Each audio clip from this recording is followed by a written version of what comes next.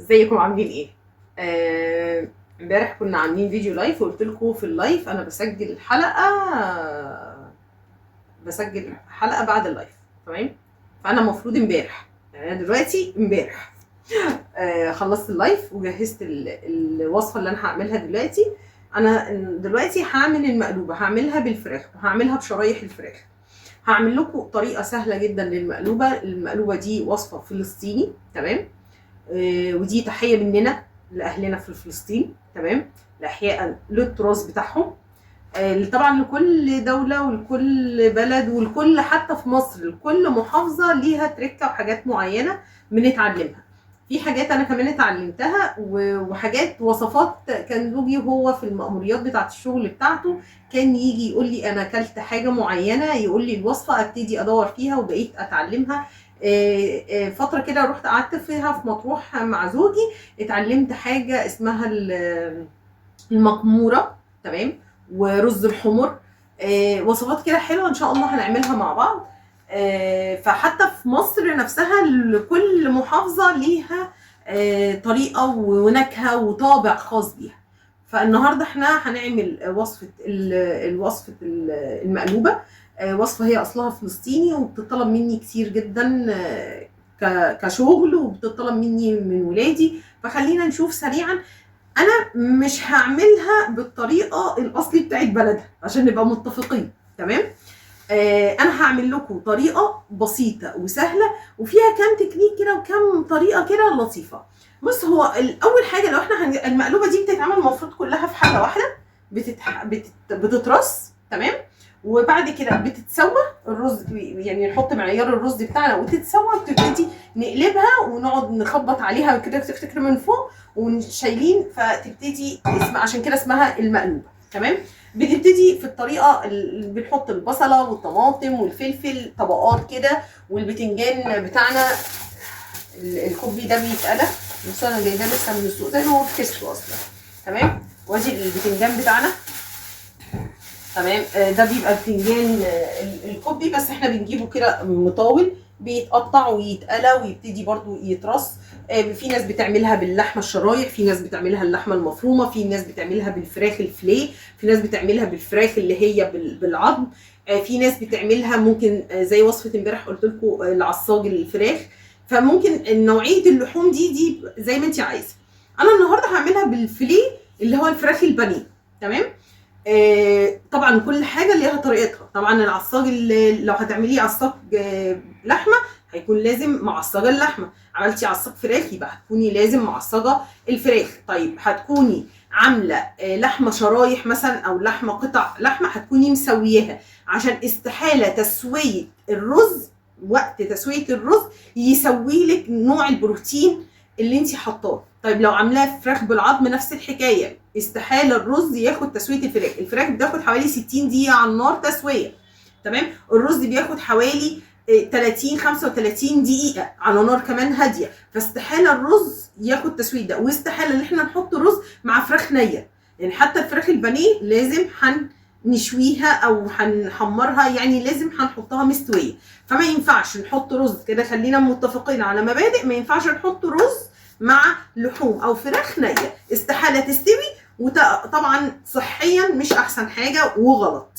خلاص؟ طيب احنا هنعمل ايه بقى في الوصفه بتاعتنا؟ تعالى نشوف هنعمل ايه مع بعض. اول حاجه انا هشتغل على الطبقه، انا هبتدي اشتغل طبقه طبقه وارصها، طبقه طبقه وارصها. يلا بينا. خلي البتنجان ده دلوقتي. هنجيب الطاسه، ولع نارنا،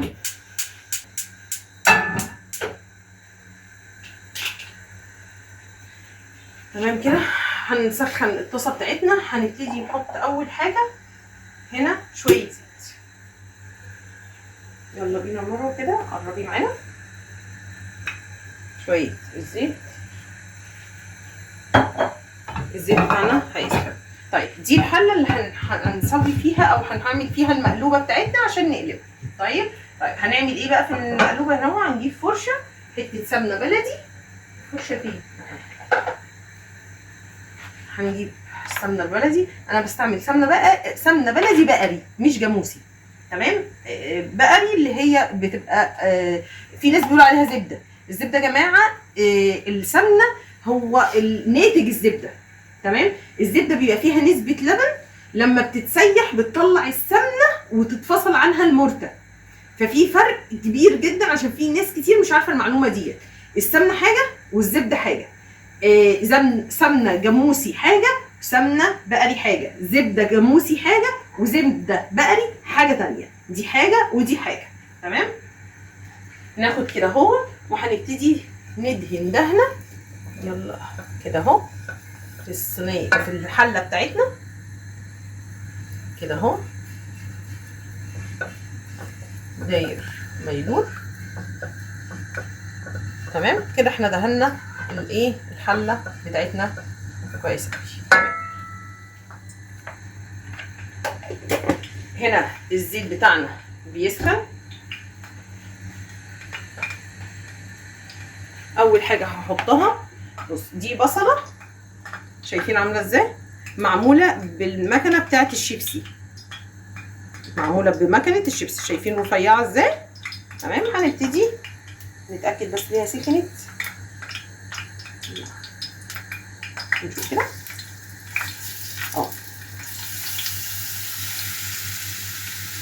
تمام.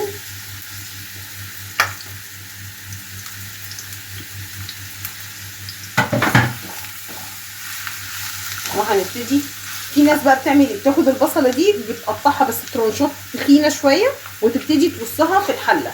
تمام. وتقطع برده الطماطم ترنشات وتحطها في الحله، ونفس الحكايه الفلفل. انا بقى بعمل حاجه تانية مختلفه وبتديها نكهه وطعم مش هقول لكم، خيالي بجد، خيالي. حاجه كده يعني زي ما بيقولوا تيست تاني خالص خالص خالص. عشان كده قلت لكم انا مش هعملها بتركه اصلها. انا في كام تركه كده اهوت، عارفين لما بتعملوا وصفه وانتوا بتحسوا بحاجه تانية ممكن تغيروا من التيست او تعلوا التيست بتاع الوصفه كده وتبقوا شغالين كده بمزاج. تمام. هو دوت.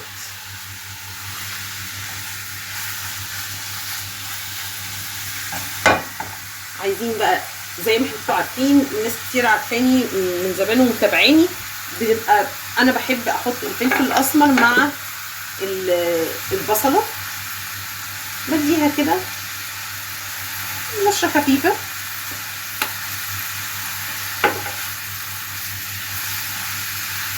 وهنزود بقى في الاخر، شايفين تدبل البصله بتاعتنا، بس تدبل كويس قوي كده. بصوا بقى دبلت كويس قوي. يلا بيكا ناخد الطماطم برضو. الطماطم برضو مقطعينها بالقطاعه بتاعت، وناخده كمان معاها الفلفل.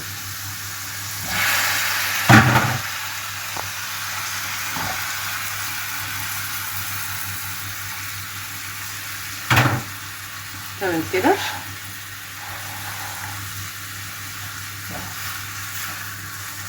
ونبتدي نشكل كل الكلام ده مع ايه؟ مع بعض.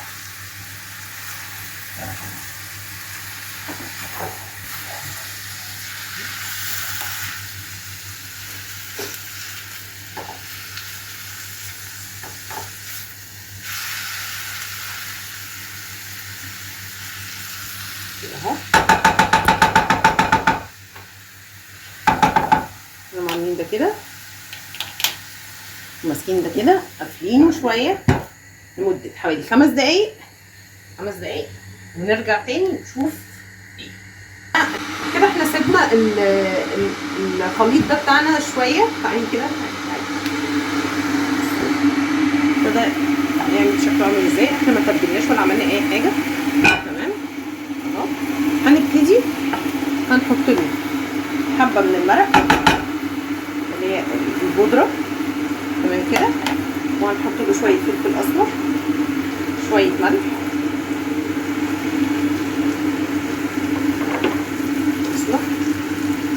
شويه ملح، مش كتير عشان احنا حاطين مرقه. تمام كده. هناخد شوربه. تمام.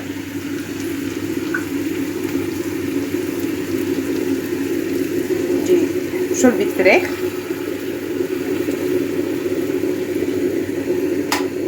حبه كده يعني 3 كبشات مش اكتر. تمام كده. وهنبتدي نقلب كل ده،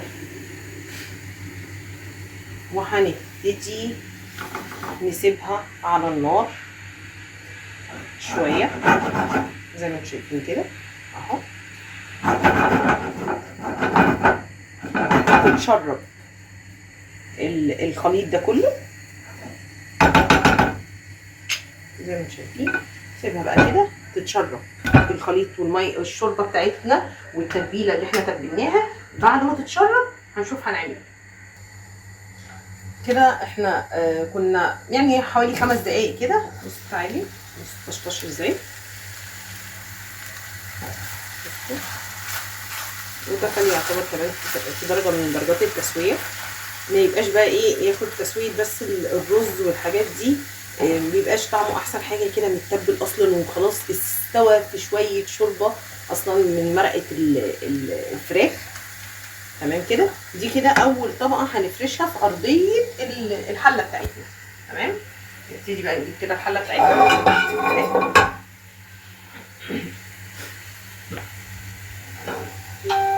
وهنبتدي نحط كل الكلام ده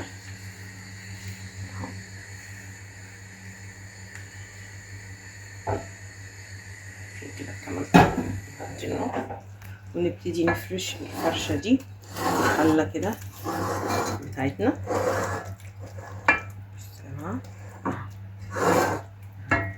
وطبقه حلوه يعني مش عايزه اقول لكم عامله ازاي. دي كده اول طبقه في المقلوبه بتاعتنا. تمام. نشوف الخطوه اللي بعديها. الخطوه اللي بعديها الفراخ. هروح اغسل الطاسه دي بسرعه وارجع لكم تاني. غسلت الطاسه زي ما قلت لكم، هعمل في دي الفراخ وهقلي في نفس الوقت البتنجان في الطاسه بتاعتي. فانا هشتغل في الطاستين مع بعض. اول حاجه هعملها هقطع البتنجان عشان نقليه. طيب في نفس الوقت انا هبتدي كده اسخن الطاسه عقبال ما اقطع البتنجان. دي هستنى عليها شويه مش هسخنها دلوقتي. احط زيت عشان البتنجان عشان تمام كده. كده احنا حطينا الزيت ايه يسخن. تمام. مش معليه النار قوي عقبال ما اقطع الايه، عقبال ما اقطع البتنجان. تمام.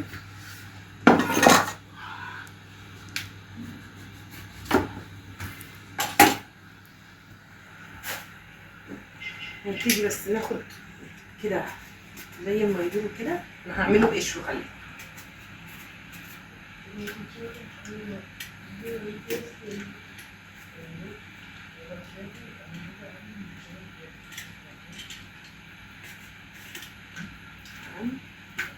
ودي كده. نعلي بقى كده النار، نشيل جنات يسيبها كده نور كده. ناخد تعالي قربي كده يا ماما. انا عايزه البتنجان. بصوا شايفين السماكه اللي انا عايزاها كده. مش عايزه السوق يكون كبير كتير. شايفين. انا هقطع دلوقتي واحده بس وهشوف في رصه الحله هبقى محتاجه زياده ولا لا. تمام كده. هنروح نقطع الباقي ونرجع لكم تاني. كده خلصنا البتنجانات بتاعتنا كامله. هنشوف الزيت بتاعنا. لا لسه. هناخد ده كده اهو نحطه هناك في ظهرنا اهو. نجيب بتاعه الفراخ، ناخد البتنجانات دي كده نشيلها برده هنا لو احتاجناها تاني. تمام. وده هنا كده بيسخن. هنبتدي بقى نجيب الفراخ بتاعتنا بانيه. طبعا اللي هيقول لي انتي بتستعملي ايدك هقول له انا بشتغل الوصفه في بيتي في مطبخي وانا اللي هاكل الاكل انا وجوزي وعيالي. انتي بتشتغلي في بيتك بجوانتي، اشتغلي في بيتك في جوانتي. تمام؟ خدي مني الوصفه واعملي اللي انتي عايزاه في بيتك.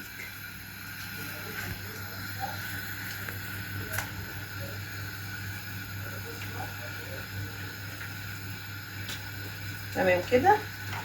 ادي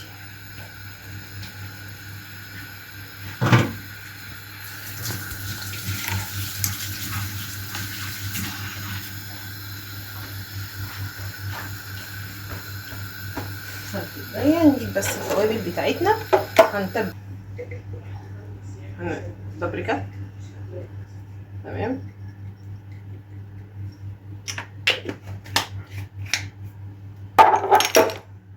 ملح.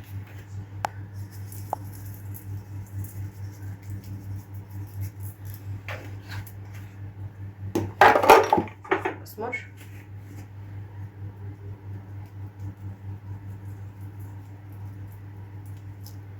تمام. ثواني كده، هنا خلينا تعالي معايا كده يا مروه كده. الزيت بتاعنا سخن كويس قوي. تمام. وهنبتدي نجيب البتنجان بتاعنا اهو يتقلب زي ما انتم شايفين. هنسيبه يتقلق. انا مش عايزه اشغل الشفاط اللي فوق البوتاجاز عشان صوته صعب جدا. يعني بصوا مش عارفه بقى الصوت هيبقى ايه. عالي صح؟ خلاص هنستحمل ان احنا نقلي من غير الشفاط ده. تعالي نرجع تاني للفراخ بتاعتنا. انا حطيت ملح، فلفل، بابريكا. تمام. ممكن شويه جوز الطيب، حاجه بسيطه. جوز الطيب دي ناعمه. تمام.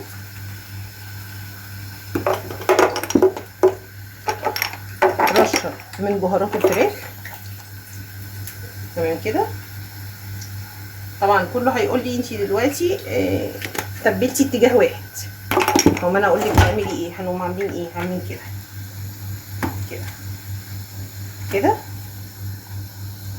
كده كده، ومن تحت اللي هي الاخيره اللي تحت دي اهو في القطاعه نفسها اهو كده هتكون اتبلت من الاتجاهين بقى. تمام كده اهو. هتلاقيها. بص تعالي بقى كده، احنا رفيناها. تعالي احنا عملناها ايه كده طبقات. تعالي بقى كده نشيل. بصوا اهو عملت ايه في الناحيه الثانيه. بصوا بصوا بصوا. حلو كده الكلام. حلو كده الكلام. اغسل ايدي واجيلكم. احنا هنولع الطاسه الثانيه. البتنجان بيتقلب وهنا بناخد حته سمنه بلدي كده حلوه. تمام. اوكي اوكي اوكي. حته سمنه بلدي هنا. والناحيه الثانيه احنا بنعمل البتنجان نقلب كده. احنا ليه ابتدينا عملنا خطوتين؟ عشان البتنجان بياخد وقت في القليه. تمام.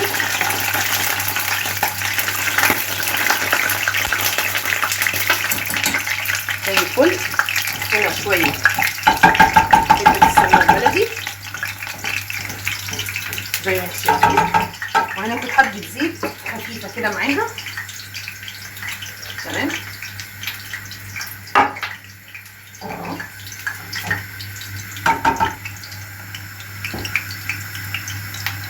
بتنجان ممكن بقى نوسع له كده حته.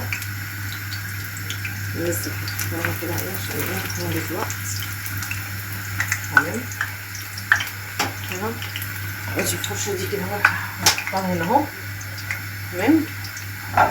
هنا بتسخن الطاسه بتاعتنا. هنبتدي ناكل من الفراخ بتاعتنا اهو. ممكن عايزين تقطعها على 2 ممكن تيجي نقطعها عشان لما يعني في الجرف واحنا بنجرف ما تبقاش واخده مننا. ممكن ناخد كده اهو. خلاص غسلت ايدي فمش هسيب مني الحوض ورايا يعني. بس هسند كده بال اهو. بس كده خلاص. يلا بينا. هناخد بقى الفراخ دي. تمام اهو.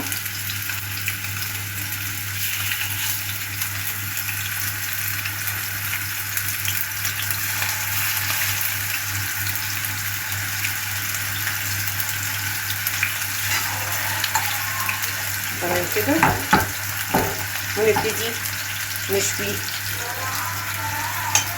ندي هنا اهو كده للبتنجان مساحته. بصوا لون البتنجان حلو ازاي، بس لسه شويه سيكه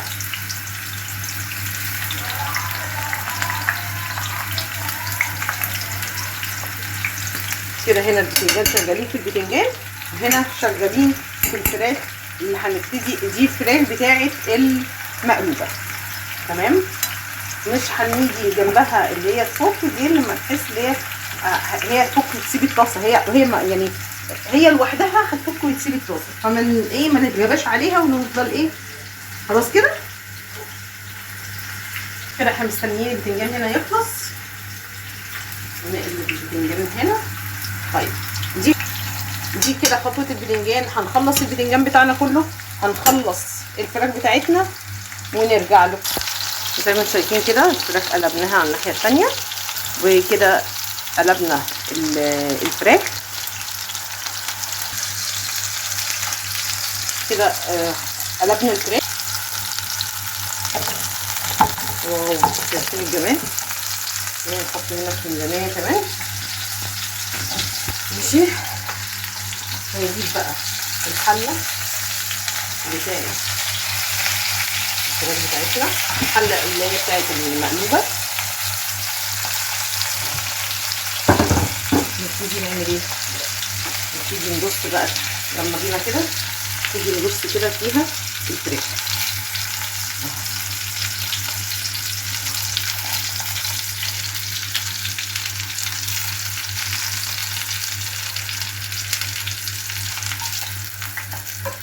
بس انا هسيب لك دي هنا اهو كده. يلا يلا يلا يلا يلا يلا يلا يلا يلا تمام كده. اتفرجي عليها.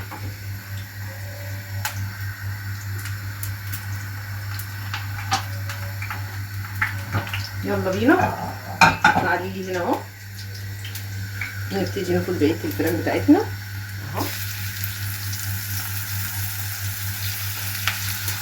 ايه رايك في الريحه؟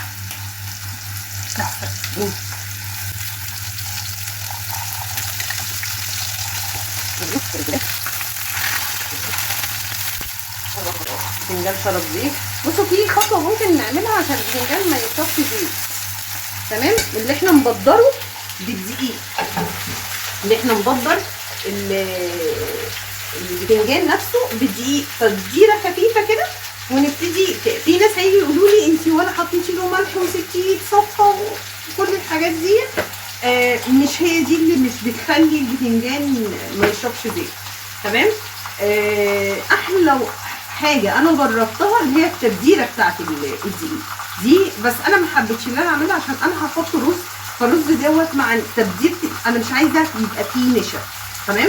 تاني حاجه انا كده الرز هحط له ماده دهنيه، فانا يعني هحط له حاجه خفيفه جدا عشان انا هبقى معتمده على كميه الزيت اللي بتشربها اصلا البتنجان، تمام كده.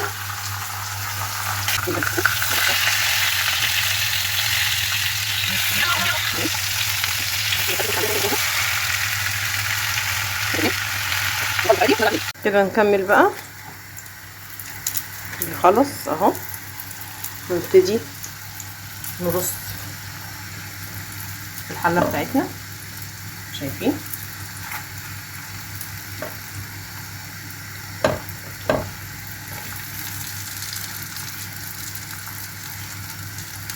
احنا ممكن دول بقى نحطهم فوق البتنجان، تمام تمام. هناخدهم، بس دول هناخدهم اهو، هنطلعهم في طبق. هنبتدي كده نطلعهم في طبق، تمام. طيب هنعمل بقى في دوت ايه هيترمى ده؟ لا، دي كل بقى البهاريس كلها هتتعمل في ده، تمام. هنعمل ايه؟ زي ما انتم شايفين كده هننزل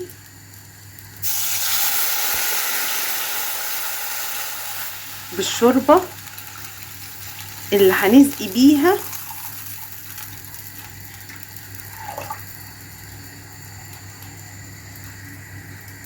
عقد الرز. تمام كده. طيب هنعمل ايه كمان فيه؟ هنحط شويه مرقه. تمام. وهنحط شويه رشه ملح ورشه فلفل اسمر. رشه ملح، رشه فلفل اسمر، ونسيب كل الجمال ده يغلي على النار. المرحله بقى الشوربه كده بتغلي، وادي الخلطه بتاعت الفراخ والبصل، وادي البتنجان اتقلى كده. فاضل مرحله الرز. يلا بينا نغسل الرز. تمام.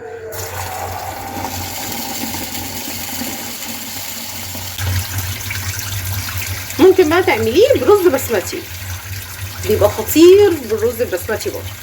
تمام. بس انا بحبه بالرز المصري. الشوربه بتاعتنا بصوا 100 100. نطفي كده عليها ونبتدي بقى نطبق الحله بتاعت المقلوبه بتاعتنا. نطفي كده النار. يلا بينا. طريقه البتنجان، عملنا الشوربه بتاعتنا زي ما انتوا شفتوها. هنبتدي وصلنا الرز بتاعنا. بعد كده بقى هنبتدي نرص حلتنا. تمام. نبتدي نجيب البتنجان بتاعنا ونبتدي نرص البتنجان زي ما انتوا شايفين كده. تمام. شايفين ازاي؟ عشان كده احنا بنحب نجيب البتنجان اللي هو مطول. تمام كده.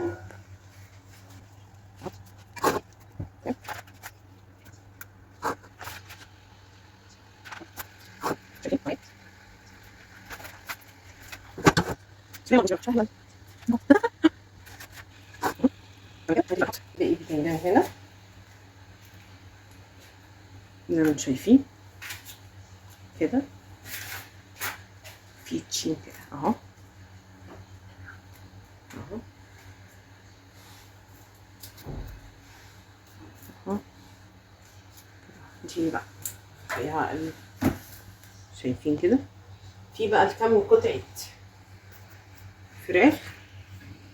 انت كده كم قطعه فراخ قلت هحطها لكم بعد البتنجان. حلو قوي كده. متهيألي مش هنحط بتنجان تاني. تمام. هنبتدي نحط الرز بتاعنا. تمام. نبتدي الرز غرانه. الرز مغسول.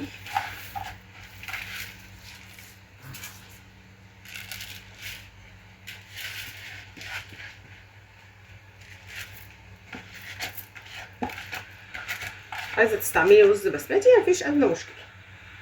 كده ادي كده نحط ده هنا اهو مكاننا. نفرد الرز بتاعنا زي ما انتم شايفين كده، وهنبتدي نحط المرقه بتاعتنا اللي احنا دي الشوربه. حطينا الملح والفلفل وبقيت مطرح اللي هي الشوي بتاعت الفراخ بتاعتنا. ماشي. ونبتدي نسقي بيها الرز بتاعنا. مش هننزل بقى ده، لا ده الفلفل الاسمر مش هننزله ازاي، ده الفلفل الاسمر. تمام. طبعا كده العقد بتاعنا لسه مش مظبوط. هندي عقد الرز بتاعنا الطبيعي. تمام.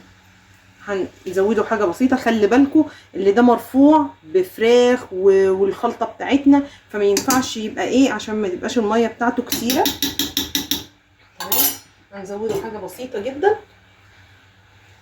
شوربه برضو. تمام كده.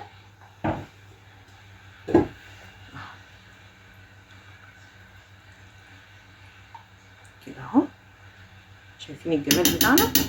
وهنبتدي نفتح النار بتاعتنا على نار عاليه. نقفل ده ونسويه تسويه الرز العاديه كده. هنسوي تسويه الرز بقى العاديه بتاعتنا. اول ما يغلي نبتدي نحط الشياطه ونهدي النار ونخليه يستوي على نار هاديه هيخلص ونشوف بعد كده هنقلبه مع بعض ازاي. تعالوا بقى نبص كده. بصوا شايفين غلق ابتدى يغلي ازاي؟ شايفين؟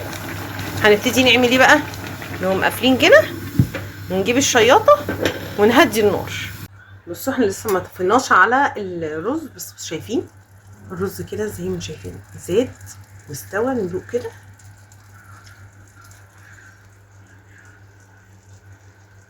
يا نهار ابيض من طعم الرز. الرز استوى. المفروض ان احنا نقلبه. هو المفروض ما يتقلبش دلوقتي، هو المفروض دوت كده نسيبه يهدى شويه ونبتدي نقلبه في الطبق التقديم بتاعنا. بس لازم يكون يهدى عشان يفضل محافظ على شكله. تمام؟ احنا هنسيبه 5 دقايق كده يهدى ونبتدي نقلبه ونشوف شكله مع بعض عامل ازاي. بس انا مش هستنى عشان احنا جعانين. تمام؟ واحنا اللي هناكل، بس انا يعني عشان لو هتعملوها في عزومه ولا حاجه تسيبوها تاخد راحتها. تمام؟ فهي ممكن تنزل تتنحكي دلوقتي. تمام؟ احنا جعانين عايزين نتغدى. بسم الله. بسم الله الرحمن الرحيم.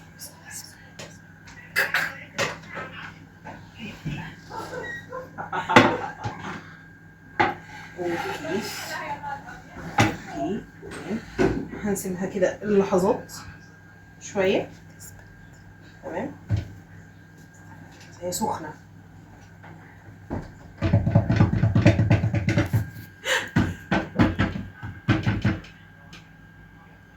هنسيبها بس ايه حاجات بسيطه كده عشان حتى على الاقل يبقى شكلها ايه لطيف، مسك نفسه بتاع، ميبقاش نازله ايه متكحرته قوي. تمام؟ نشيل وزي ما تيجي وان شاء الله تبقى شكلها زي الفل وما تتنعكش. بسم الله. بسم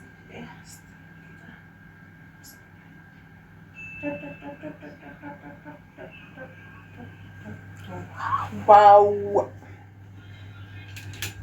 بصوا بقى ده بقى اللي بتكلم فيه، اللي هو ده كان المفروض ينزل على الوش، بس هو مش، بصوا هو مش محروق مش ماسك. يعني احنا بقى ايه، لو كان برد كان نزل. هو لو كان برد سيبناه شويه كان نزل. بصوا هي اهي مش محروقه. بصوا يا جماعه مش محروقه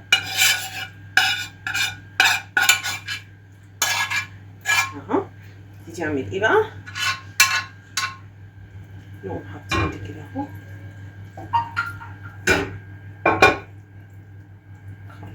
عشان الخلطه دي لازم نوزعها عشان هي اصلا هنتعاركوا عليها ساعه الاكل. واو يا جماعه مش عايزه اقول لكم الريحه عامله ازاي.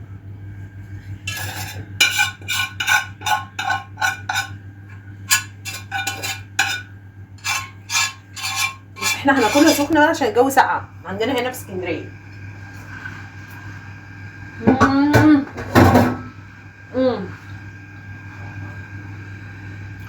تحفه.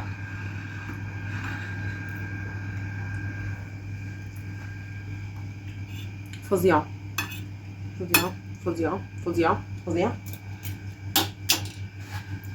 يلا بينا مروه.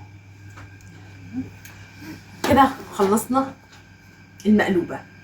هتاكلوا احلى مقلوبه باحلى خلطه باحلى تيست، حاجه كده في منتهى الجمال. امشي بالتركات ديت زي ما انتم شايفين. لما حطيت الرز ما حطيتش اي ادام عشان كنا خلاص استخدمنا الادام بتاع البتنجان بتاعنا. الخلطه اللي احنا عملناها بتاعت البصل والطماطم والفلفل احنا اصلا متبلينها بشويه زيت.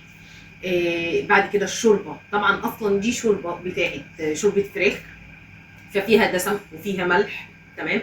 وخدنا بعد كده الشوربه دي حطيناها مطرح شوي الصدور البانيه اللي احنا استعملناها في الوصفه، وخدنا كل الخلطه دي وظبطنا الملح بتاعها والتوابل بتاعتنا وخدنا كل دوت. زودنا التزويده بتاعت الرز بتاعتنا.